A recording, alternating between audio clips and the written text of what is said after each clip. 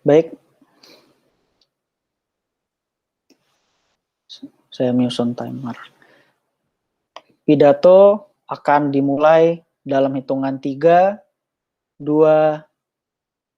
Selamat sore Donye terhormat, kami selaku tim pemerintah penutup percaya bahwa yang menjadi pertanyaan terbesar dalam debat ini adalah mengapa keterserapan di dunia kerja oleh suatu prodi di perguruan tinggi negeri adalah parameter yang paling adil untuk memberikan subsidi ekonomi, dan mengapa itu akan sangat worth it ketika pemerintah memberikan subsidi berupa subsidi ekonomi dan akan memprioritaskan suatu prodi. Dan menjadi pertanyaan penting juga adalah bagaimana pada akhirnya sekalipun ada prodi yang subsidinya mungkin tidak sebesar dari prodi lain, itu akan tetap bisa justified karena mereka masih bisa survive dan berkembang. Inilah bentuk kontribusi dari tim pemerintah penutup Donye Rahmat. Kami akan menjelaskan mengapa parameter yang paling adil untuk memberikan subsidi ekonomi adalah keterserapan dunia kerja, dan bagaimana prodi yang tidak diprioritaskan masih bisa survive dan berkembang sebagaimana mestinya Donye terhormat. Namun sebelum saya lanjut ke dalam menjelaskan argumentasi tim pemerintah penutup, satu poin sanggahan kepada tim oposisi pembuka. Mereka mengatakan ada jurusan-jurusan seperti ilmu virologi atau ilmu astronomi yang mungkin tidak akan bisa berkembang ketika adanya proposal ini. Artinya kita akan sulit untuk memprediksi adanya kebutuhan-kebutuhan dari jurusan ini. Misalkan di tengah pandemi kita tiba-tiba punya ilmu virologi. Kami katakan bahwa yang pertama, prospek keilmuan itu tidak tiba-tiba langsung terjadi, bukan.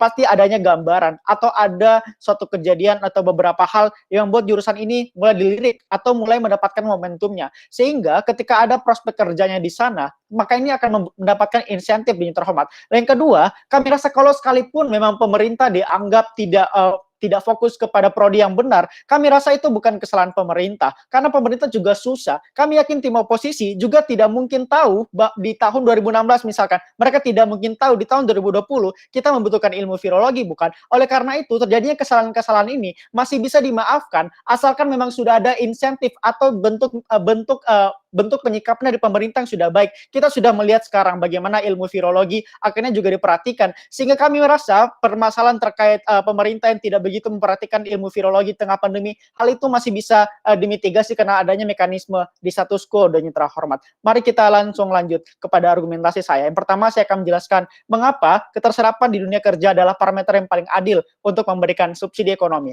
Kita perlu memahami ada jurusan yang kebutuhannya eksklusif atau orang-orang yang prospek kerjanya hanya bisa eksklusif diambil oleh mereka mengambil jurusan tersebut. Misalkan Anda tidak mungkin menjadi lawyer ketika Anda adalah anak pertanian atau perikanan, bukan? Karena itu bukan ilmu yang Anda dapatkan, dan untuk menjadi seorang lawyer ada ilmu-ilmu spesifik yang hanya akan bisa diterapkan oleh anak-anak hukum, atau mungkin sebagai anak kedokteran. Anda tidak mungkin menjadi dokter padahal Anda adalah anak ilmu komunikasi misalkan, karena hal itu tidaklah begitu nyambung dengan prospek kerja atau dengan bidang ilmu yang Anda pelajari. Dan juga oleh karena itu dan juga kami merasa adanya jurusan-jurusan tersebut yang demand-nya sangat tinggi ini. Mereka demand-nya sangat tinggi seperti jurusan hukum dan kedokteran dikarenakan mereka sangat berpengaruh terhadap tatanan negara misalkan, atau kebutuhan-kebutuhan negara misalkan. Negara kita butuh orang-orang yang bisa memberikan keadilan, maka kita butuh anak hukum.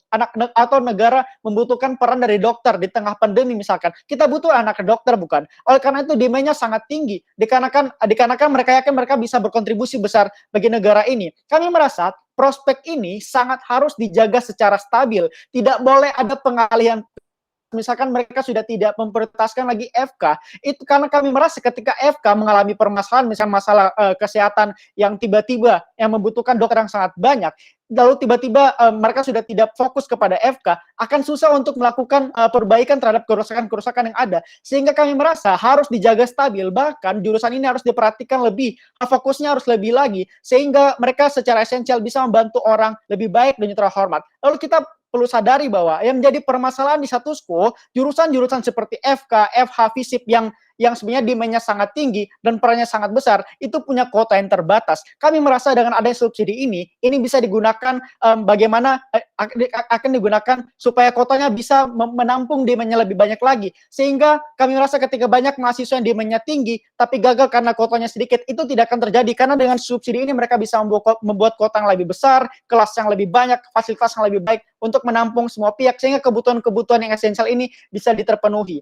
Lalu ketika tim opposition Foundation mengatakan tentang subsidi, membuat contoh tentang bensin premium, di mana subsidi diberikan kepada bensin premium karena banyak orang tidak mampu yang ingin membeli. Kami rasa subsidi bensin premium bukan karena banyak orang menengah ke bawah yang ingin beli tapi tidak mampu, tapi karena demand-nya yang sangat tinggi. Jadi wajar kalau misalkan pemerintah memberi subsidi. Ini sama halnya, logika ini bisa diterapkan di jurusan. Karena jurusan ini demand-nya sangat tinggi, maka subsidinya akan diberikan kepada mereka yang jurusannya demand-nya sangat tinggi. Lalu ketika misalkan OG mengatakan bahwa subsidi sebagai bentuk apresiasi, yang menjadi pertanyaan adalah mengapa bentuk apresiasi ini sangat adil? Kami katakan semakin banyak lulusan yang diserap di dunia kerja, artinya kampus sudah dianggap berhasil untuk menjalankan agenda pemerintah untuk mendapatkan lulusan pekerjaan, karena pada akhirnya mereka bisa bekerja di pemerintah, sehingga ini adalah bentuk reward yang akan sangat fair dan juga akan baik, karena reward ini juga akan memberikan manfaat bagi kampus dan akan memberikan manfaat kapital bagi pemerintah itu sendiri.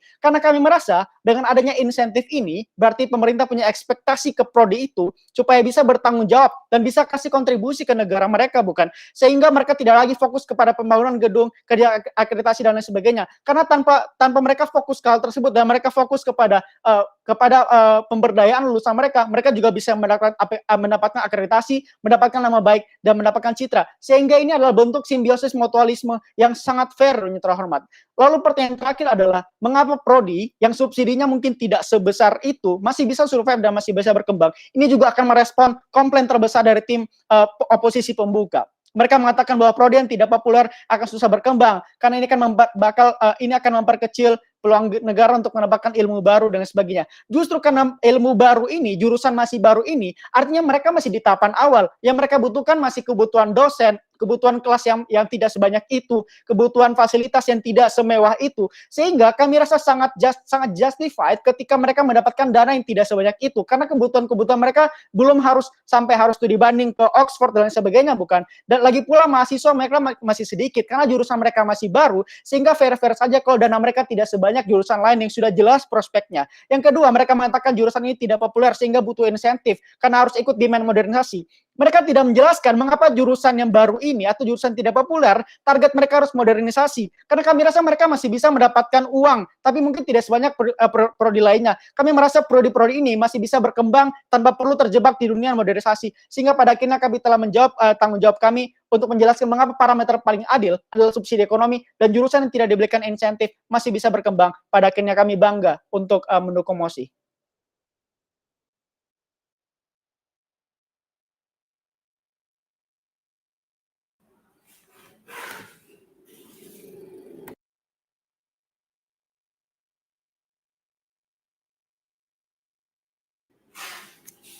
Saya akan mulai pidato saya dalam 3, 2, 1. Sebelum masuk pada pertentangan saya atau clash-nya, saya akan masuk pada 3 yang benar-benar terhadap opening opposition atau oposisi pembuka. Oposisi pembuka mengatakan bahwa jurusan yang tidak populer kemudian akan mendapatkan uang yang sedikit, seperti ketika kita katakan bahwa jurusan filsafat akan lebih miskin ketika oposisi mengatakan bahwa jurusan filsafat lebih miskin daripada tidak sama seperti jurusan teknik industri. Kami mengatakan bahwa ini sangat problematis, bukan? Dikarenakan memang pada dasarnya jurusan filsafat bukan berarti miskin dalam artian mereka tidak diberikan uang lebih banyak, uang subsidi lebih banyak daripada uang teknik industri. Kami mengatakan bahwa jurusan teknik industri memang layak mendapatkan uang atau subsidi yang lebih banyak dikarenakan mereka memiliki kebutuhan yang banyak. Terutama ketika kita berbicara tentang teknologi, masa yang semakin kemudian ketika zamannya semakin berubah, kemudian ketika akan ada perkembangan baru, kami percaya bahwa teknik industri kemudian membutuhkan perkembangan lainnya seperti teknologi yang ketika kita berbicara tentang biaya tidak murah, bukan berarti bahwa jurusan filsafat tidak membutuhkan biaya, tapi kami mengatakan bahwa ada urgensi, ada biaya yang lebih besar, ada prioritas lebih besar yang harus dikeluarkan. Kemudian ketika kita bicara bahwa memang sekarang di status quo ketersediaan kebutuhan dan kemudian prospek kerja, kebanyakan orang memiliki teknik industri dikarenakan memang sekarang berada di era society 5.0. Ketika kita kemudian masuk kepada independent rebuttal saya, ketika oposisi mengatakan bahwa prodi yang kurang populer akan dicabut subsidinya dan kemudian mereka tidak dapat bertahan. Kami mengatakan bahwa ini sangat problematik, bukan? Kami percaya bahwa masih ada dana di status quo karena universitas negeri tersebut masih mau berkembang dan mereka ingin eksistensinya terus tetap terjaga di status quo.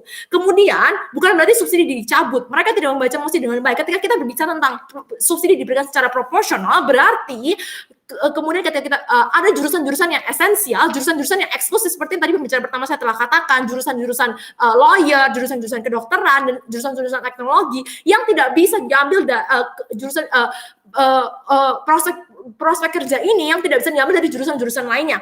Kami berkata demikian, sehingga kami percaya bahwa kemudian ketika subsidi dicabut, mereka masih bisa bertahan dikarenakan bukan berarti subsidi dicabut. Kami percaya bahwa mereka akan tetap mendapatkan subsidi ketika jurusan-jurusan eksklusif tadi mendapatkan subsidi sekitar 70%, semisal jurusan yang kurang populer bisa mendapatkan subsidi sekitar 20% dan sebagainya, sehingga masih ada dana tentunya. Kemudian kami percaya bahwa kami ingin bertanya kepada beban yang harus dijawab pada opening opposition adalah kenapa dengan mengorbankan sebagian banyak orang ataupun jurusan-jurusan yang esensial ini, jurusan-jurusan yang eksklusif ini di dunia pekerjaan dan sebagainya, ini akan kemudian sangat bagus pada akhirnya. Mereka harus menjawab itu. Kemudian oposisi penutup tidak bisa datang dengan mengatakan bahwa oke, akan ada perkembangan dan sebagainya. Kami mengatakan bahwa di status quo sudah ada cukup perkembangan, justru dikarenakan kami percaya bahwa perkembangan dapat muncul, inovasi dapat muncul